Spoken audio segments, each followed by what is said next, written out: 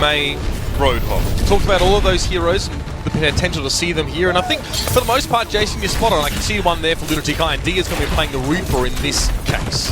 XPG is going to be playing the May actually for the team. So Yumu, so because they're running, I'll also say because they're running 3 tanks and 3 supports, they're going to have Yumu on Ana, but typically he only runs Ana when they do the 3-3 comp. Yeah. So he's actually switching things up quite a bit here, showing Vici has adapted the time off they have had, just like Energy in the available time they've been able to have since Group A.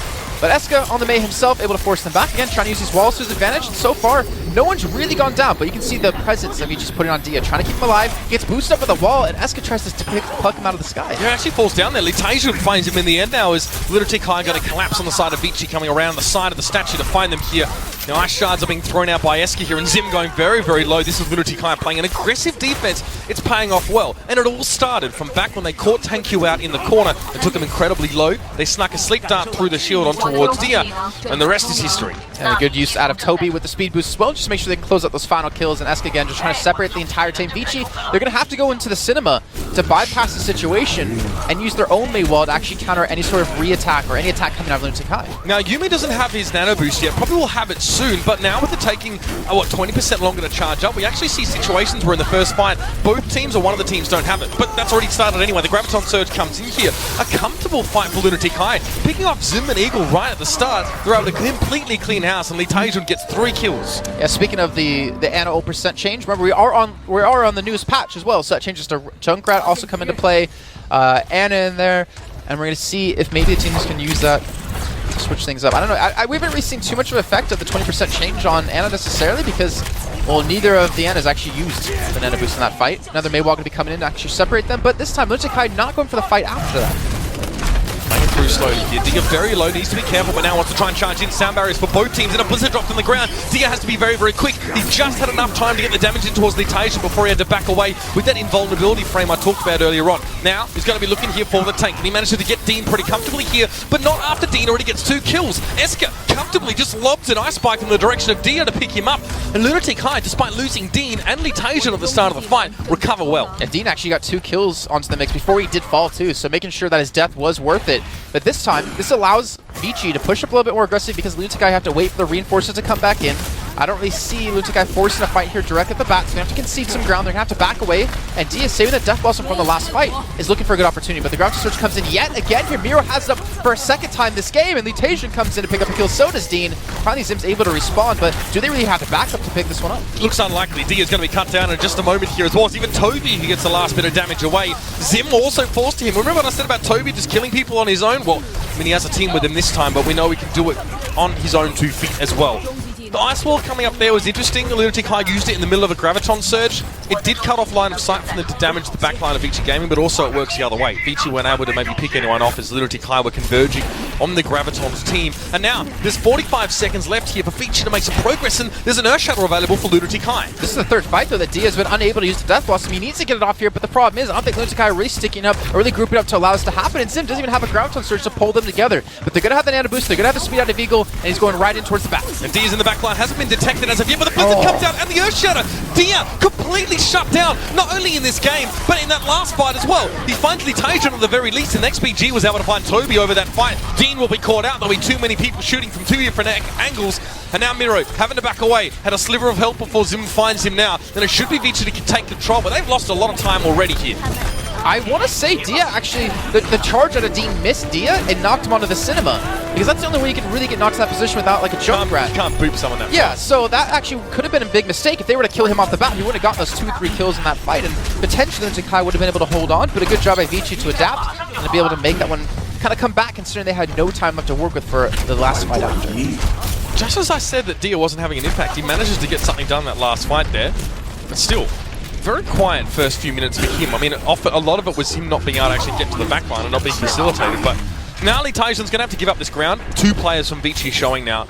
As much as Litasian would have loved to sort of flank around, maybe get some damage at the backline, doesn't even need an nano boost here. This guy is insistent. He will not be moved. And again, he sets back up. Graviton comes in. He'll look for the backline while the sound barrier comes down. So Eagle still gets the sound barrier out before he potentially drops down. And now Dia is still dealing with the front and center threats, but he's knocked down. Dean picks him up there, and now the Blizzard going to come over the fight here. Lunatic-hai looking a bit stronger now to take this one through. And Litasian just plugging away with the Hellfire shotguns. Doesn't get the kill, but gets a heck of a lot of ult charge, and he'll be ready to roll in the next fight. That Earth Shatter, Dean caught, I think, 4 or 5 people people, knocked them all down, considering they didn't really have that many ultimates to work with, and they got caught with a good counter sound barrier out of Eagle. It just wasn't enough. And Vici just weren't able to hold on to that one. I was really surprised to see Litage not pick up anyone in towards the back line, but again, Eagle. Soundbear was able to keep them all together, and Dia, don't tell me Litage is going to be able to pick up the kill now. His teammates will be there to help him out, but still, I think they're getting in the mind of him. Like, these sleep darts coming through, the earth shatters, everything being used to shut this man down only him, basically. It's got to be frustrating. Well, I mean, yeah, and Dia's been shut down, not always because Lunatic-hai focusing him out. I'll talk about it in a second. Litage going to the back line now. Does get the Reaper copter away, but that's being reciprocated by Dia inside Lunatic-hai's back line. Both of them coming out on top. Dia's the last man left on his team. Litage and Co definitely doing a little bit of a better job. It was a 4-for-5 trade, then Dia's just got to back away here. Yeah, picking up the souls, Litage. Actually, I was really curious why Dia attacked him at such long range, so just get up right in his face, popping a headshot directly onto him. He might have been able to pick up the kill. But nonetheless, the payload's still moving. 30 seconds left to go here. So Lunatic-hai, if you win one more fight, you basically shut down Bichigeiming from finishing this map. That's all they have. Yeah, that's all they have, though. And Litage is not even close to picking up his Death Blossom again. Neither is Ryu Hong on the Ana. Dean with the shield front and center, forcing Dia back. He gets moved out of the action there by Eagle. And it was Litage now falling on the high ground. This is good for Vici. They pick off the peripheral players, and now they can start to make their way into the gooey center that is Lunatic-hai. Miro had his shield up. Good little wall coming up here. But Lunatic-hai still need to contest this point. They may, in fact, them back it away. They've got someone in the back lines here. I actually think it might be Litage. We can't really see him for the moment here. He's not in position. That's Toby staying on the payload the whole time. Kept it contested. He's put to sleep and then should be damaged down. He survives somehow. He backs away. But still, Zim and Tank, you're going to take down Ryu Hong and Eska. Important pickoffs here, and now Dia wants to get the high ground. He's going to come down and let the Death Blossom go, but they know he's there. Still, it may not matter. He's going to spin his way to victory. Going to be a little bit of a breakdance here on the point. And now Lunatic-hai being chunked away and forced to back up. Yeah, so even with Lunatic-hai pushing there at the end, they really didn't force much. I think Dean did use an Earth Shatter because he's only at 5% on his ultimate, but they forced the Death Blossom to come out of Dia, so he's going to be a little bit more delayed when it comes into these next fights. And Miro already has the Graviton Surge ready to go. So this is going to be interesting to see if Vici can kind of pair this up with. They have no real offensive ultimates to use, and Dia actually got taken extremely low. I'm not sure who exactly that was by. Graviton coming in for Miro here as well. Lunatic-hai willing to waste no time. They take a lot of damage at the very beginning of the fight here, and now mutual sound barriers are coming out. Dia with a bit of freedom, looking for Litage, needs to shut it down, but he can't quite get to it. The Death Blossom doesn't quite take Dia, but Litage gets on towards Tank and XBG, and that's going to be enough right now for Lunatic-hai to clean up. Again, Dia's left in a position where he's not the object of focus, and sure, he survives, but he's got no teammates to work with, and a Reaper, without any distraction, is just a dead man.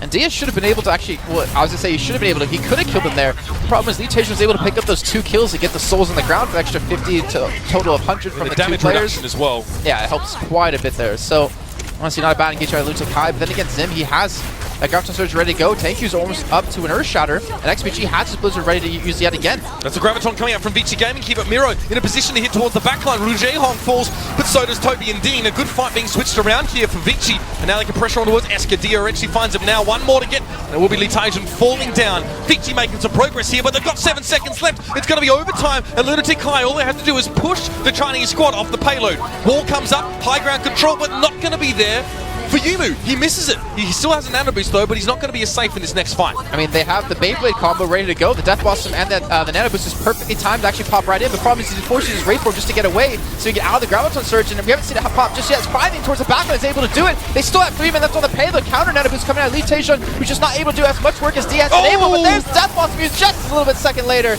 picks up 4 kills, and Bichigeiming will not complete the map. 4 kills in 1 tick of Death Blossom. That is filthy. The nano boost coming in very, very strong, and there wasn't much Vici could do, especially Dia, when he saw Litage coming towards him, spinning like crazy. The wall was a good decision, though. We saw the Graviton sort of be used earlier in that fight by Lunatic-hai. The Graviton coming out, you know, the wall coming out sort of to boost them above the Graviton was a good move. It was a good idea. And still, Dia was able to respond to that by getting some damage done. We thought it would all be done and dusted. He got 2 kills, but then the answer came in the form of a Death Blossom with the nano boost from Lunatic-hai. They prevent Vici from finishing this map. I think you'd still be pretty happy though for Vici. Considering Rogue finished in overtime, and they were at this, I think, about the same pace. They were in overtime for quite a long time as they're trying to push the payload through the Foundry. That's not a bad start.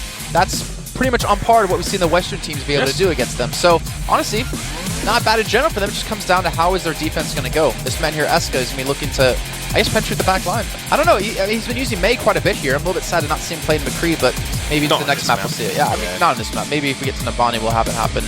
Honestly, Lunatic-hai not necessarily looking as strong as I would have expected them to with the amount of time they've had to prepare. Yumu there as well, obviously pushed, well, sort of going over towards the Ana role in this map when the XPG's playing a bit more of an aggressive role.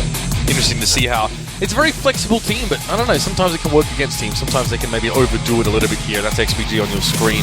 The man with the main for the most part. Lunatic-hai, I have to say their first point hold was very, very strong. It's often the curse of teams, you know, that hold the first point well, but also get wiped just as that first point is taken. Struggle to really establish themselves or set up on the strength phase. You can see the Vici to push them around a little bit there.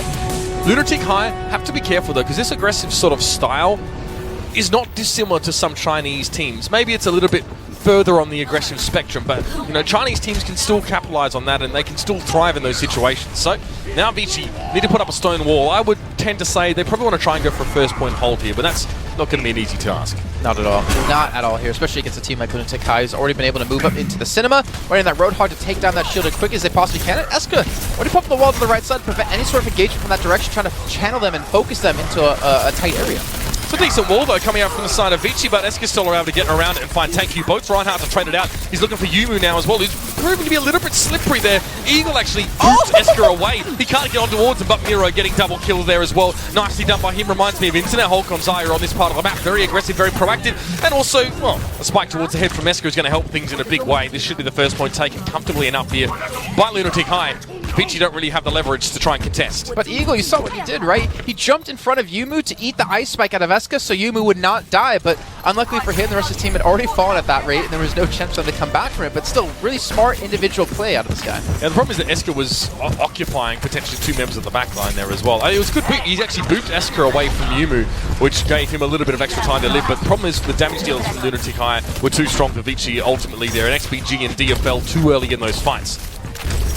Now Eska with Blizzard. It's going to be really hard, I think, for Vici to contest this because they have one ultimate ready to go. Finally get the Groucho Surge as well, but they're trying to cut them off with the help of the Groucho Surge and the Blizzard. Going to pull two people forward. Dia towards the back, and again, Nanobus, he has Death Blossom. He's going to pop it down, and with the Earth Shatter following up, Bichigeiming will put up a fantastic hold. It's a fantastic hold, Jason, but there was a lot of ultimates committed to that fight from Bichigeiming, and I mean a lot. Saw the Graviton Surge come in to start things off here, but Dia's able to at least respond. So, as it stands, Lunatic-hai have 3 ultimates, Vici have none. Maybe 1 here from Eagle. Yeah, 5 ults in that last fight with the Blizzard, Earth Shatter, Death Blossom, Nanoboost, and Graviton. Everything they need. Really rough out of Vici, and yeah, I mean that's a net win technically for Lunatic-hai because of the ult advantage they do now have. When you know how much time you have as well. Exactly. And Litation is going to be popping his whole hog with the help of the Nanoboost, just tearing through the backlines, takes down Yumu, takes down XPG, gonna even get the hook in just to really put the pain on.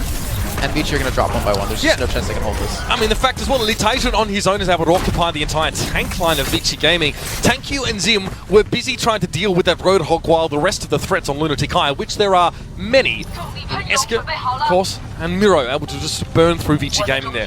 Now, Lunatic-hai, to be fair, did burn through all of those ults, but this is fine because they know how much time they have. They can have a lot of time here. Eska falls though, long range. I think he pushed ahead to try and catch on towards XPG and fell ultimately. And now Bichigeiming going to try and take control of this. They got a 6v5, so they're going to push forward, even though Lunatic-hai are pushing so close. And this is going to force Lunatic-hai back. So you can see both these teams respect and recognize that player advantage or the man advantage here. Lunatic-hai know losing Esther is going to cost them some time.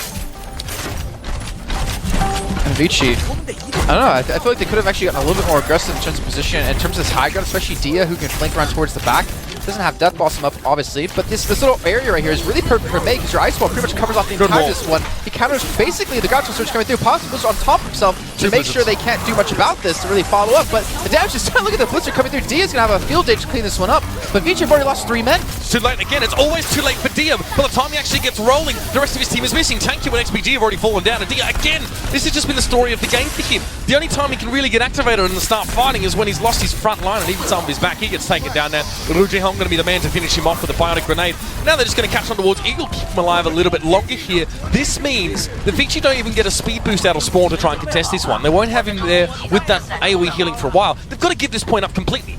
And not to mention with Lunatic-hai having 4 ultimates, they can transition this push into the end, into the nail in the coffin, into actually picking up this first map. Even have Lutation getting really close to his whole hog. If he gets nano boost and pops the whole hog down, what does Vici have to stop it? You have a sleep dart or potentially a freeze. If the freeze is not going to work, it's going to be knocked away. But that Earthshatter coming through is doing some work. Graviton Surge yet again forcing Dia just to Wraithborn back up, but the Death Blossom is ready to go. He's waiting for the Cyber to tick away, and he's looking for some kills. Finally able to chime in with the help of his teammates, and they will hold Lunatic-hai back. Yeah, a better fight there, and Lunatic-hai have used a lot of ults themselves. We saw Toby have to use his, Rujehong used his in that fight as well.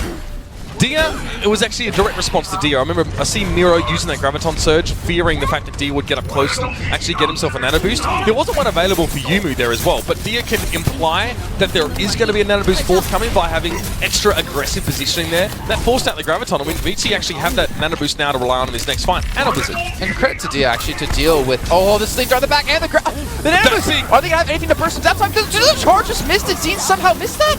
I don't know, but either way, it was going to be Dia pretty much cut out of that fight there. He's right towards the back, and now the wall comes up in his face. That's metaphorical and literally in this case. Dia gets hooked in now. Graviton Surge is going to come out on the side of Lunatic-hai, going to suck them all together. Another sleep dart coming in. Dia can't get it done. Every time he tries to make a play, he's either shut down, he loses teammates, or he's directly counted out with something like a sleep dart. Lunatic-hai are going to win that fight as well. He had to have moved off. I don't see a way that Dean was going to miss out on this one. Dia, though, last second, switching over to a Bastion to deal with this. He's going to try to put up a good defense because they know the distance is all that has to be passed. Well, Graviton Surge is going to come in now. Rujehong actually gets a sleep dart. Tankyu is going to fall pretty comfortably now. The nano boost comes in, but there's a Bastion in the way. Dean needs to know that. He gets up close, uses his shield, and now he's tanky enough to maybe get the rest of the damage done, but they're not even focusing towards Dia. Oh, it's the wall. He's stuck in there. He's got no teammates to help him out either. Litation and Dean just going to get the charge on in. Dia couldn't see his peripherals, didn't know what was going to be happening there. The sleep dart again. Beautiful stuff. Maybe prematurely switching over towards these guys, but a strong finish there from Lunatic-hai. You've got to be happy with that one.